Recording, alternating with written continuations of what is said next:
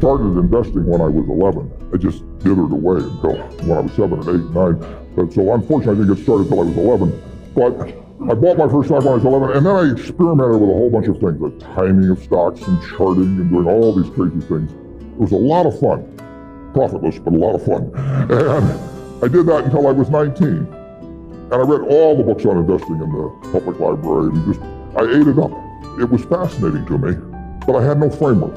I was just searching for something. I was hoping that little things on a chart would tell me something about what a stock was going to do. It was kind of crazy, but everybody else was doing it, so I figured I'd do it too. Sometimes you turn the chart upside down, it still wouldn't help. Then in 1949, I read The Intelligent Investor by Ben Graham. I'd never heard of him up till then. And there are really only 2 chapters in that book that are the key to it. But they set my philosophical framework for investing in 3 ways. They're so basic and so simple, it's hard to understand how they could be that important, but the 10 Commandments are simple. The first is that a stock is part of a business. I mean, you can't think of a stock as something different. You value a business, and then you divide by the shares outstanding. But what you have to think about is what kind of a business are you getting into, what its economic characteristics, who are its competitors, what's its management like, all of these things that relate to a business instead of a little ticker symbol.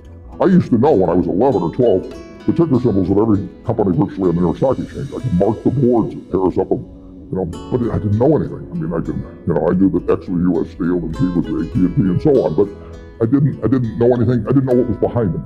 So I had to start looking at these little symbols or these little names in the paper as businesses and decide, how do you value a business? What counts?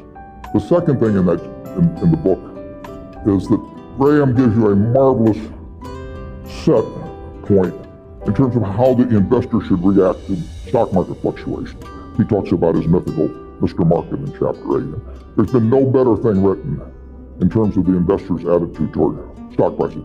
Most people react the wrong way to stock prices. I mean, they feel good when their stocks go up, they feel bad when they go down. They think the stock market is there to instruct them.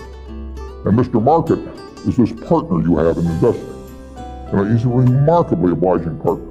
This guy comes around every day and he tells you what he'll pay you for your interest in the business or what he'll sell you more at the same price. Nobody ever does that in the private business. If you and I owned a gas station together, and I said, every day I want you to come in and offer me your half interest in the station, and I can either buy your half or sell you my half at the same price, and you have to come in every day and do it, you'd be at a terrible disadvantage.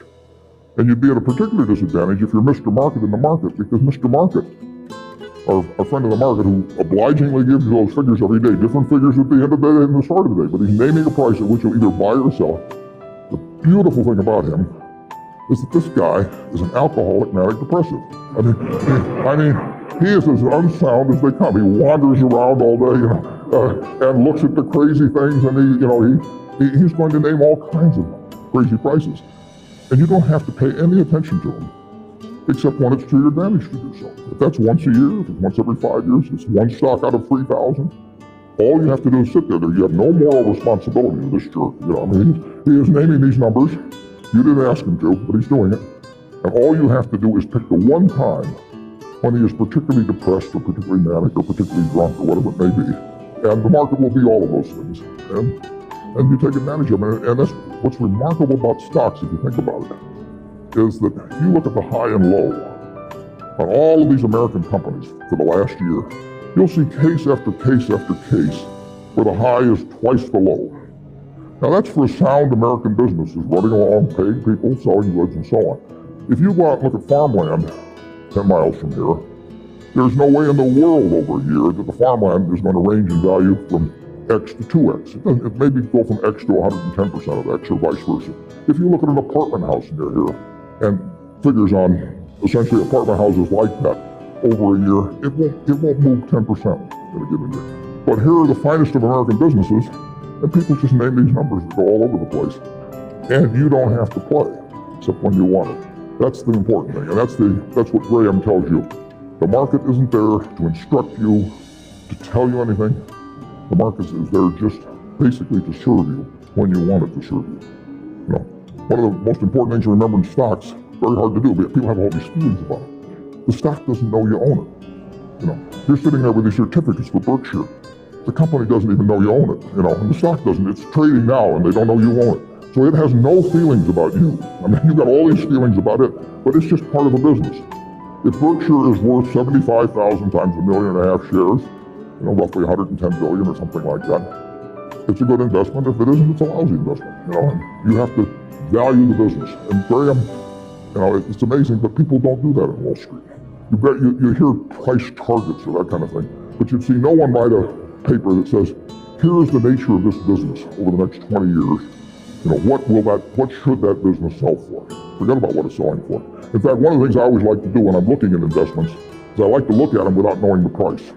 Because if you see the price, it automatically has some influence on you. If you just sit down with the reports, if I get an idea about looking up a company and I get the 10Ks and so on, I would rather not know the price because I'd rather value it without knowing the price. When I used to handicap horses when I was a kid, one of the things I would do is I'd get the racing form ahead of time. And if there were 9 horses in a race, we'll say, obviously the probabilities of each one winning the race had to add up to 100%. I mean, one horse was going to win the race absent a dead heat, or all of them dropping dead on the backstretch. So if you went through the racing form, and I would look at the 3rd race at Hialeah, I would try to figure out the percentage chance of each horse winning a race, and that had to add to 100%. Then I would compare those percentages to the odds. But first of all, I wouldn't look at the odds first. I would look at the past performance and all of that thing first. Stock market's the same way. 3rd thing in Graham's book is the margin of safety. If you come up to a bridge and it says capacity 10,000 pounds, and you're driving a 9,800 pound truck, you drive down further and find another bridge. I mean, nobody knows exactly what that capacity is, and it may have been put up 3 years ago. So you always leave a margin of safety. You don't try to cut things that close. You wait till something kind of shouts at you in the stock market. And with those 3 principles, you can build all kinds of structures on that. But that's the foundation. And if you've got that in mind, and that's in the intelligent investor, I've never found anything that remotely compares to it. All 3 of the ones you can't get rid of one leg of the 3-legged stool and still have a good investment philosophy. But I would say that the most important thing over a long period and working with big money is to understand the business. Let's just say for the moment that you were given $1 million or whatever sum was necessary, and you could look around Knoxville or look around all of Tennessee if you want, and buy into any 3 businesses, between now and a week from now, private businesses, not trading or anything of the sort. And you've got a week to do it, or you have to give the money back. What will you be doing during the next week? I mean, you can look at all these companies. Some of them you're quite familiar with, some of them you're less familiar with, some of them you know by reputation, some of them you know the management, some of them you don't. You know their competitive situation. What will you be thinking about during that 7-day period? How will you actually be screening these companies out? I think you'll look for 3 businesses, and you can't trade them after you buy them. You're going to own the rest of your life. You're going to be looking for businesses that have enduring competitive advantage. You don't want to buy a Burger King franchise just because nobody's come within 10 miles of it yet, because Wendy's and McDonald's and all of those will be there pretty soon. I mean, it isn't necessarily who's earning the most money now. You're going to look for something with enduring competitive advantage. Now that takes a business with some kind of a moat around it, because capitalism, by definition, is a system where every time somebody has an economic castle, somebody else is going to come after it. It's just the nature. If you open a restaurant that's successful here in town, somebody's going to take your menu, probably take your chef, maybe cut your price, maybe offer a little more parking, maybe be a better okay, whatever. I mean, capitalism consists of going after the other guy's castle. If that's the case, you want a castle with a big moat around it. There's a lot of ways you can have a moat around something. You could have it by patent protection. You could have it by location in certain areas. I mean, if you have something in people's mind, like Coca-Cola, 6 billion people in the world, practically all of them have something in their mind about Coca-Cola, largely favorable. They don't have anything in their mind about RC Cola. And if RC Cola spent $1 billion advertising, they wouldn't have anything in their mind about RC Cola. If they've got something in their mind about Coke, and generally it's favorable. That's why Coke wants to be where people are happy. Because they want to be at the theater, they want to be at Disney World, they want to be at the World Series. They want always have you drinking that drink of Coca-Cola while at the same time experiencing happiness. And if they do that, they're going to sell a lot of Coca-Cola. And it won't make any difference if somebody is a half a cent less of some soda than Coke. So that's an enduring competitive advantage. And you want it run by honest and able people. You don't want to go in with a crook, and you don't want to go in with a dope. Now, the best businesses to buy are the ones where you could have a dope in there. I mean, Peter Lynch says, buy a business that's so good that an idiot can run it because sooner or later one will. And there's some merit to that. In fact, I got a question the other day from this student group, and they said, what's going to happen to Berkshire when you go gaga? And I said, well, Berkshire's so good that I can go gaga. In fact, I may even be. Those are the kind of businesses to own. So you want a management that's able and honest, and then you want a price that's sensible. And that's what you look for. You go around Tennessee, got a week to do it, and you immediately screen out a whole bunch of things. You just know that they weren't a fertile area. That's an important thing to be able to do, to know, just get rid of all kinds of things. There was a great article in the New Yorker 30 years ago when Bobby Fischer was playing Spassky in a famous chess match which drew attention around the world. And they examined how the mind could, with billions and billions and billions of possibilities, how it could group things so as to immediately cast it down to where you had like 4 options. And of course, when the humans play something like Deep Thought, or whatever the latest version is of the computer on that computer is making maybe 700,000 or a million calculations a second. And the human mind is competing against that. But the computer is checking every possibility. And the human mind somehow has this ability to cast out 99.999% of those things that the computer has to go through in order to focus on the 3 or 4 possibilities that really make sense. And investing's a lot like that. It's not that tough because there aren't that many companies, but you want to cast out all kinds of things.